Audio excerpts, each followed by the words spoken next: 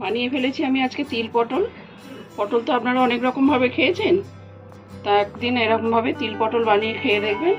তো কীভাবে বানালাম চলুন আপনাদের দেখাই। নমস্কার বন্ধুরা, আমি আবার চলে এসেছি বাঙালি ভুরিভোজ রান্নাঘরে।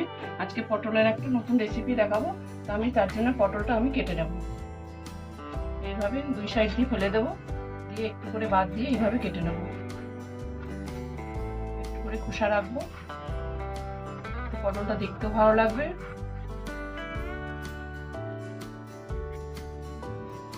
আর এই মাথায় একটু চিড়ে দেব, আর এই দিকে একটু চিড়ে দেব। এই পটলটা এইভাবে আমি কেটে নেব। পটলগুলো সব আমি কেটে নিয়েছি, টমেটোটাও কেটে নিয়েছি। এবার আমি মশলাটা বেটে নেব। এখানে 50 গ্রাম সাদা তিল নিয়ে নিয়েছি, এটা আমি এখন বেটে নেব। আর সঙ্গে নিয়ে নেব 4টে কাঁচা লঙ্কা, এটা আমি ছোট ছোট করে কেটে নিয়েছি বাটার সুবিধার জন্য। মশলাটা শিলে বাটলে রান্নাটা টেস্ট হবে। এখন আমি সুন্দর করে বেটে নেব।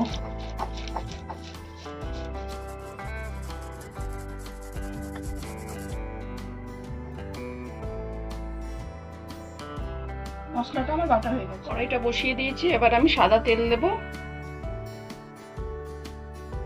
তেলটা ভালো মতো গরম হয়ে গেছে, এখন আমি পটলগুলো ভালো করে ভেজে নেব।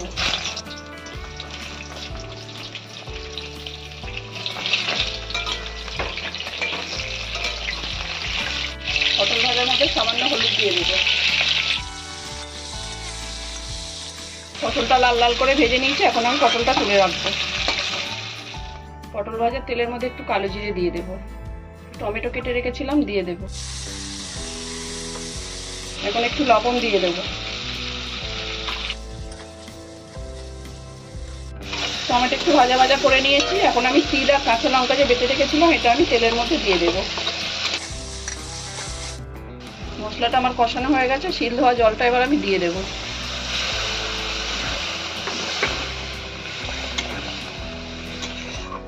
নিরামিষ পটল তাই একটু চিনি দিয়ে দেব। এবার ভেজে রাখা পটলগুলো দিয়ে দেব, অল্প সামান্য জল দেব। 3-4 মিনিটের জন্য চাপা দিয়ে রেখে দেবো। 5 মিনিট পরে ফিরে এলাম। তিল পটলটা আমার রেডি। তা বন্ধুরা, আপনাদের কেমন লাগলো কমেন্টে জানাবেন। আজকের মতন টাটা।